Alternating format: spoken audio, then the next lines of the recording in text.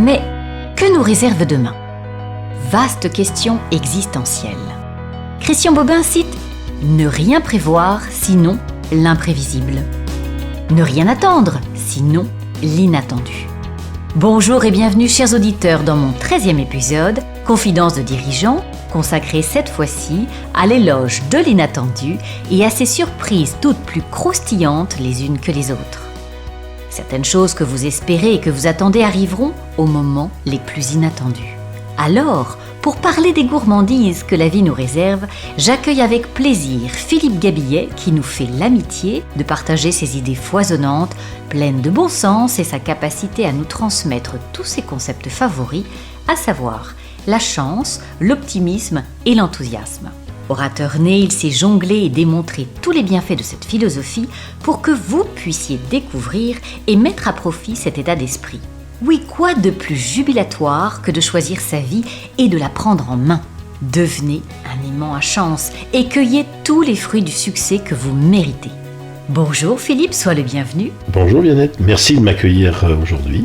Pour te présenter en quelques mots, tu es professeur de psychologie de prospective à l'ESCP Business School, tout en poursuivant ton activité de conférencier.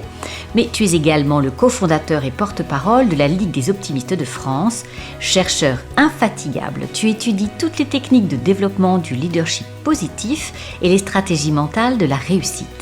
Écrivain et auteur à succès, tu nous fais découvrir en particulier aujourd'hui l'éloge de la chance, de l'optimisme et de l'inattendu. Je vous propose de partir explorer et comprendre que tout le bonheur du monde est dans l'inattendu, comme le disait si joliment Jean d'Ormesson. En quoi ce trait de caractère peut avoir un impact puissant sur notre vie ? Ça a un impact puissant en ce sens que, contrairement à ce qu'on croit parfois, la notion d'optimisme en particulier dans la culture française est très marquée par des stéréotypes qui sont parfois très critiques. On dira, oui, mais un optimiste, il est un peu dans le déni quand même.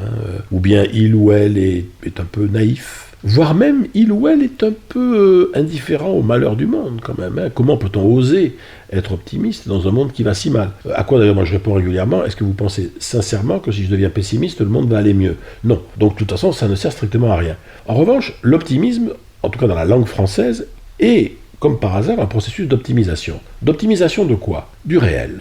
Être optimiste, c'est pas du tout être joyeux, c'est simplement être capable, le plus souvent possible, de mettre le réel sous la tension la plus positive possible. C'est-à-dire que même face au mal, face à l'adversité, face aux épreuves, il ne s'agit pas de dire « Ah mais oui, mais quand même, qu'est-ce qu'il y a de positif là-dedans ?» Non, parce que parfois, il n'y a rien de positif. Vous pouvez admettre. Parfois, rien n'est opposable au mal. Tu vois, tu as la perte d'un être cher, une guerre, etc. Qu'est-ce qu'il y a de bien là-dedans ? Le problème n'est pas là. L'optimiste, il est dans une posture d'optimisation du réel. C'est-à-dire que c'est quelqu'un qui va dire, face à l'adversité, à l'incertitude, à la difficulté, qu'est-ce que nous allons bien pouvoir essayer d'en faire ? La chance n'est pas une question de hasard, mais un véritable savoir-faire. Dis-moi, en quoi pouvons-nous, au regard de nos comportements, devenir des magiciens pour favoriser la chance et devenir, j'adore cette expression, le roi des aimants à chance ? Je pense que c'est la caractéristique de ce que nous on appellera des personnalités chanceuses. La personnalité chanceuse, c'est quelqu'un qui va donner le sentiment, généralement d'ailleurs aux autres, qu'il attire davantage de belles circonstances que les autres. Quand on y réfléchit, d'un point de vue purement rationnel, c'est aberrant, ça n'a pas de sens, ça veut dire quoi ça ? Mais pourtant, il apparaît que le fait d'être quelqu'un de chanceux, c'est d'abord un problème de comportement. Le grand chanceux, c'est quelqu'un qui, dans le fond, s'est réconcilié avec l'inattendu dans sa vie. Et c'est ça, la grande passerelle. Ouais. Une entreprise saine, c'est une entreprise où on a un bon retour sur investissement. Et bien, je pense qu'un individu chanceux, il a un excellent retour sur inattendu. C'est quelqu'un qui a la capacité à faire davantage de choses, à tirer parti d'événements qui pouvaient même d'ailleurs, au départ, même n'être pas obligatoirement des événements heureux. Un chanceux a une capacité aussi à rebondir, faire d'un échec quelque chose de plus positif. Donc, ça veut dire que tu peux développer ton agilité à être chanceux. On peut la développer par petits bouts. C'est-à-dire que, d'abord, il y a un premier bloc qui est l'attention. Attentif à tout, curieux. Attentif au monde, attentif aux possibilités. Tu sais, il y a un très joli film chinois qui s'appelait In the Mood for Love. C'est-à-dire être d'humeur à tomber amoureux. Et bien, je crois qu'on a intérêt à être in the mood for luck. Dire, voilà, je suis d'humeur à rencontrer la chance si par hasard, elle se présente. Elle ne se présente pas, pas de problème, on restera amis. Mais si par hasard elle arrive, se passera des choses. Donc tu vois, il y a vraiment l'attention. Derrière, pour que la chance fonctionne, il faut lui donner une direction quand même, tu vois. T'as des gens qui te disent, moi j'ai jamais eu de chance, on a envie de leur dire, mais mes pauvres amis, même si vous en aviez eu, vous en auriez fait quoi? Si t'as pas un désir, une ambition, un projet, un rêve, c'est comme les parcs à huit, il faut donner un piquet pour que ta chance puisse s'accrocher. Et enfin, le troisième élément, il faut bien comprendre que c'est rarissime, mais rarissime, qu'on ait de la chance durablement tout seul dans son coin. La chance, c'est un processus d'interaction. Moi, j'ai un peu simplifié le problème, je dois dire, mais je suis convaincu de ça. Je le pratique depuis des années. Je suis convaincu que la meilleure façon d'avoir plus de chance, c'est d'en être une pour les autres. C'est-à-dire que quelqu'un qui va devenir un producteur ou une productrice d'inattendus positifs pour autrui, j'adore ton expression. c'est quelqu'un qui va semer, comme ça, des espèces de petites graines de réciprocité chanceuse. Donc, des espèces de petites graines de réciprocité morbe, parce que c'est comme dans la nature, tout noir. Mais dans le lot, à force de semer partout des graines de réciprocité chanceuse, à un moment ou à un autre, il y aura germination. Dès l'instant où je suis moi-même un créateur d'inattendus positifs pour autrui, je crée les conditions pour qu'à un moment ou à un autre, ça revienne. Moi, j'avais un mentor, un homme que j'ai beaucoup aimé, qui s'appelait Pierre Doré, dans les années 80, quand j'ai démarré. C'était un fou de psychologie sociale. Il m'avait appris, pour lui, il dit le grand secret de la vie, dans la vraie vie, c'est ce qu'il appelait l'échange de valeurs et d'utilité. Je dis, ah ben oui, mais c'est quoi? Il m'avait dit, c'est très simple, ça tient en une seule phrase. La meilleure façon pour atteindre tes objectifs dans la vie sera toujours d'aider ceux dont tu as besoin à atteindre les leurs. Et à partir de là, tout roulera. Et ça, moi, j'avais trouvé ça absolument extraordinaire, et je l'ai toujours, d'ailleurs, je l'ai développé, moi, je l'ai théorisé dans certains écrits, etc. Et c'est ce qui m'avait fait dire, d'ailleurs, à des jeunes entrepreneurs, quand je m'occupais de filière entrepreneuriat à l'ESCP, et je leur disais, mais écoutez, les amis, non, peut-être que vous ne cherchez pas au bon endroit. Arrêtez de chercher des opportunités. Essayez d'en devenir une. Posez-vous la question, pourquoi est-ce que celui qui me rencontre aujourd'hui par hasard, c'est son jour de chance, mais il ne le sait pas encore. Mais oui, mais tu vois, ça me donne ma parfaite transition avec ton nouveau livre, L'éloge de l'inattendu et ses surprises. Est-ce que tu peux nous en parler? La plus grande surprise que puisse vous faire un plan, c'est de se dérouler comme prévu. Donc, on sait une chose, c'est que la caractéristique d'un plan, c'est qu'il va être perturbé par de l'aléa. Mais dans la vie en général, on sait que ce qui fait le sel de la vie, c'est l'aléa. Alors, il y a des aléas plutôt heureux, on appellera ça un coup de chance, puis il y a des aléas pas heureux, des tuiles. Mais le réel, il est essentiellement fait de la façon dont on va piloter et gérer les aléas. Je pourrais faire un clin d'œil à Aldous Huxley, le philosophe anglais, il disait pas ça exactement en ces termes, mais on pourrait dire ça. Dans le fond, la vie, la vraie vie, c'est pas l'inattendu qui va vous arriver, c'est ce que vous allez faire avec l'inattendu qui va vous arriver. Donc c'est une matière première.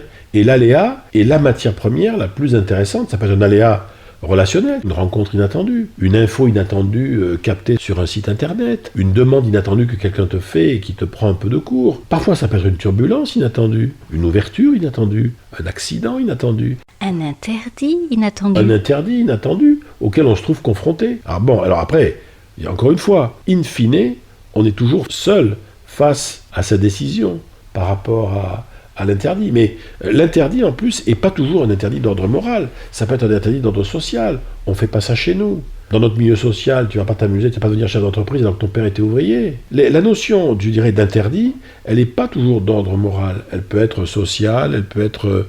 Il y a même aussi nos auto-interdits, d'ailleurs.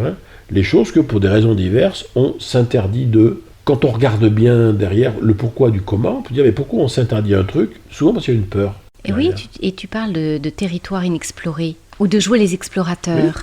Tu parles de ces territoires-là. Ces territoires-là. Alors c'est intéressant d'ailleurs la métaphore de l'explorateur. L'explorateur de l'image d'Épinal, c'est quelqu'un qui est face à un territoire où personne n'a jamais été. Mais d'un autre côté, il n'est pas à poil, il a du matos. Mais il a quoi comme matos? Parfois, ils avaient des cartes, mais elles étaient fausses. Après, il y a une boussole. Ah ça, c'est très intéressant. Une boussole, c'est un outil qui te dit, voilà, je ne peux pas te forcer, moi, à aller au nord ou au sud. Je suis une boussole. Mais en tant que boussole, je peux te dire un truc. Si tu veux aller au nord, c'est par là. Tu préfères aller au sud, c'est dans l'autre sens. Ça, moi, je peux te le dire. En revanche, si en allant dans cette direction-là, donc moi, je sais que c'est le sud, tu crois que tu vas au nord, attention. La boussole, c'est ça, c'est quoi mon système de valeurs? C'est quoi mes désirs? De quoi j'ai vraiment envie? Est-ce qu'en faisant ce que je suis en train de faire, voire en transgressant ce que je suis en train de transgresser, est-ce que je contribue quand même à quelque chose qui est important pour moi? Il n'y a qu'une seule limite morale à la transgression, c'est la souffrance de l'autre si je l'aime. Après, tu veux, voilà, la vie, on n'est pas parfait. À une époque, j'en ai plus fait maintenant, mais je faisais du coaching. Par rapport à des changements de vie, tu sais que j'avais écrit sur le changement de vie. Et moi, souvent, je disais à des gens, écoutez, je vais vous poser une petite question rapide comme ça, mais imaginez qu'à partir de demain matin, vous avez la vie dont vous avez rêvé. vous faites ce dont vous avez toujours rêvé, là où vous avez toujours rêvé d'être. Vous y êtes là? Est-ce que vous pensez que c'est en train de faire de la peine à quelqu'un?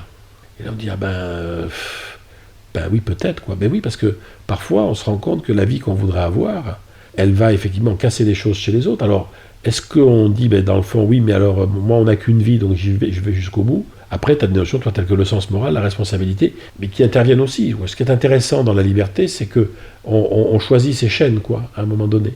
Et on sait jusqu'où ne pas aller trop loin, ou jusqu'où aller trop loin. La transition aussi, j'aime quand tu dis l'avenir est une zone de liberté, de pouvoir et de volonté. Raconte-nous. Oui, c'est une zone, c'est un vieux principe de la prospective. Comme l'avenir n'existe pas, ce qui est sûr, c'est que déjà c'est une zone de désir. C'est-à-dire que c'est là où vont se constituer des désirs, des images, des ambitions. Mais dans l'avenir, dans le fond, on a quoi? Qu'est-ce que je vois? Il y a un certain nombre de choses qui vont se faire en dehors totalement de ma volonté. Donc, je vais être obligé d'accepter un certain nombre de choses. Des choses se font en dehors de moi. Bon, il y a des accidents, il y a des choses comme ça. Il y a mes désirs, bien évidemment, mon envie. Et puis, il va y avoir, à un moment donné, le passage à l'action. C'est-à-dire, qu'est-ce que je suis capable de poser comme acte où je vais me trouver en position d'être un producteur de mon avenir. Donc, voilà, c'est en ce sens que, partant du principe basique que personne n'a jamais été voir demain matin, c'est effectivement ma volonté qui va être aux commandes. Mais, jusqu'à un certain point, il y a une très jolie phrase de Saint-Exupéry qui dit « L'avenir, quand on regarde bien, ce n'est que du présent à mettre en ordre. Donc, tu n'as pas à le prévoir, mais à le permettre. Ce n'est que du présent à mettre en ordre, ça signifie que tout ce dont j'ai besoin pour accéder à demain, soit je l'ai aujourd'hui, je l'ai là, soit c'est pas important, parce que je l'ai pas. Et donc, tu n'as pas à le prédire, essayer de comprendre ce qui va se passer demain, ça c'est une aberration totale, enfin, on peut y arriver des fois par hasard, mais il vaut mieux se dire, je vais aujourd'hui créer des conditions optimales pour que peut-être demain ressemble, à peu de choses près, à quelque chose que j'aimerais réaliser. Ça, c'est vraiment très important aujourd'hui, de rassurer, de donner confiance. Et toutes ces perspectives-là, tu veux rajouter d'autres choses par rapport à ces zones de liberté, ce pouvoir, cette volonté? Oui, moi je voudrais surtout rajouter le fait que ce qui est dangereux, c'est quand on commence à regarder le contraire. On a la chance d'être très très très informé. Par rapport à nos ancêtres, il y a un siècle et demi, il y a de l'info partout. Alors on ne peut pas toujours avoir une garantie sur la qualité de l'info, mais on en a. Mais ça veut dire qu'aujourd'hui, l'info, tu peux en faire ce que tu veux. Tu peux, par exemple, il y a des gens, ils vont camper devant des médias divers et variés, et ils vont tenir à jour dans leur tête la totalité de tout ce qui leur pourrit la vie et auquel ils peuvent rien. Et quand tu passes ton temps à regarder tout ce qui va mal et auquel tu peux rien, ça porte un nom, ça s'appelle la rumination. C'est-à-dire que tu crées une espèce de mécanisme mental hyper toxique dans lequel tu es en impuissance par rapport au réel, on n'y peut rien, tout se joue ailleurs, etc. Ce sentiment d'impuissance déclenche du ressentiment, et comme la plupart du temps, on déteste projeter sur nous-mêmes le ressentiment, tôt ou tard, on va chercher des boucs émissaires. Donc, essayons de regarder où, concrètement, dans ma vie, dans ma ville, dans ma société, dans mon entreprise, où est-ce que je peux faire levier, même un tout petit peu. Où est-ce que j'ai des marges de manœuvre? Quels sont les domaines, même infimes, sur lesquels je peux mettre mon libre arbitre? Essayer de faire les choses un peu à ma façon. Où est-ce que je peux influencer le bazar? Explorer, parfait. Explorer, tenter des coups. Ça marche pas, on fait autre chose. La posture de l'explorateur, c'est pas un hasard si c'est quand même la posture qui a changé le monde. L'explorateur de nouveaux territoires, l'explorateur scientifique, l'explorateur de nouvelles zones du savoir. C'est pas un hasard si nous sommes fondamentalement des animaux explorateurs et qui avons créé notre valeur ajoutée historique à travers nos explorations, qu'elles soient réussies ou échouées d'ailleurs, peu importe. Avec un point, la prise de risque. Ça va de pair. Oui, ça va de pair, mais dans une société, si tu veux, qui, en toute honnêteté, n'aime plus le risque. Je trouve que la société dans laquelle on vit, il y a une espèce de haine du risque. Le principe de précaution a un peu pris le pouvoir, et c'est vrai que maintenant, prendre des risques... Il y a eu une époque, si tu veux, où le monde était tel que celui qui prenait des risques, on pouvait que gagner la partie. Bon, il pouvait y laisser sa peau parfois, mais il y a des choses à gagner. Et on est, nous, rentrés aujourd'hui dans un monde beaucoup plus précautionneux, me semble-t-il, beaucoup plus frileux. Pourquoi ? Parce que, avec ce dont on parlait tout à l'heure, tu vois, le plan, l'agenda, nous sommes quand même, la modernité nous a fait rentrer dans un fantasme du contrôle. C'est très intéressant parce que, dans le fond, pendant des siècles, si on prend uniquement l'ensemble du monde chrétien, il y avait un truc qui s'appelle la providence. Donc on pourrait dire une espèce de croyance en quelque chose qui, au bout du compte... Bon. Puis à un moment donné, on a commencé à avoir des doutes sur la providence, il a bien fallu commencer à planifier, quoi. Hein. Il fallait border le truc. Et une des clés de la rationalité peut-être un prix à payer pour une société hyper rationalisatrice, ça a été effectivement de perdre simplement, je dirais, la confiance, non pas obligatoirement dans une autorité spirituelle supérieure ou une force métaphysique supérieure, mais simplement la confiance dans les événements. Le monde, quel qu'il soit, je dirais, nous donne en permanence des possibilités d'action. Mais l'homme ou la femme de la modernité, il veut quand même verrouiller. On est sur une culture ceinture, bretelle, harnais. On n'a qu'à voir comment est-ce que nous-mêmes on gère notre pognon, les études de nos enfants, le choix des établissements scolaires, notre santé. Voilà. Donc, c'est quelque chose qui est important. Et je suis très frappé, moi, par ça. C'est une femme merveilleuse qui avait écrit Éloge du risque, qui était Annick Dufourmentel, et qui, en fait, je dirais, est morte en prenant le risque d'aller sauver quelqu'un sur un bord de mer, avec des vagues qui étaient... Elle voulait sauver quelqu'un, et elle a été emportée, etc. Et cette femme avait écrit Éloge du risque. Voilà, ça fait sens quand même. Qui vit sans folie n'est pas si sage qu'il croit. Je crois que c'est La Rochefoucauld. Oui. Tout à fait. Et d'ailleurs, c'est intéressant de se dire, mais tiens, moi, à mon niveau, à moi, parce que, pareil, tu vois, à chacun ses limites, à chacun ses folies. On n'a pas les mêmes. Mais c'est vrai que ça peut être une interrogation de dire à quelqu'un, mais alors c'est, vous, votre grande folie en ce moment, ça serait quoi ? Ou ça serait quoi dans des vies qui sont quand même fondamentalement des vies normées ? Parce que nous sommes des hommes et des femmes quand même responsables. J'ai le prochain titre voilà. de ton livre. Voilà. C'est ça, L'éloge du grain de folie. L'éloge du grain de folie. Un qui avait été fait, qui était un très joli livre, s'appelait Éloge de la fausse note, c'était autre chose. Mais ce grain de folie, en plus, étant pouvant être quelque chose de très banal pour d'autres. C'est-à-dire que ce qui est la folie de l'un sera le quotidien de l'autre, peu importe. Oui, mais c'est peut-être le prolongement de ton inattendu, de cette prise de risque, de cette singularité des personnalités. Encore une fois, là aussi, je reviens toujours à ça, on ne peut pas non plus aussi faire abstraction de l'autre. C'est-à-dire qu'à partir du moment où mon grain de folie risque de mettre en souffrance ou en inconfort des proches, des gens à qui je tiens, des gens vis-à-vis de qui je me suis engagé. Cher Philippe, je te remercie pour cette joie que tu me procures. Merci pour ces bonnes ondes dont on a grand besoin. Merci à vous, chers auditeurs, d'avoir pris le temps d'écouter. J'espère que cet échange vous donnera envie de découvrir les livres et toutes ces excellentes conférences que je vous recommande, pleines d'inattendus. Je vous souhaite de danser avec les surprises de la vie. Et je termine avec cette très jolie citation de Paul Claudel tirée du livre L'éloge de l'inattendu. L'heure qui sonne est sonnée, le jour qui passe est passé, demain seul reste et surtout les après-demain. Alors, n'ayez pas peur et croquez la vie avec intensité. À très bientôt.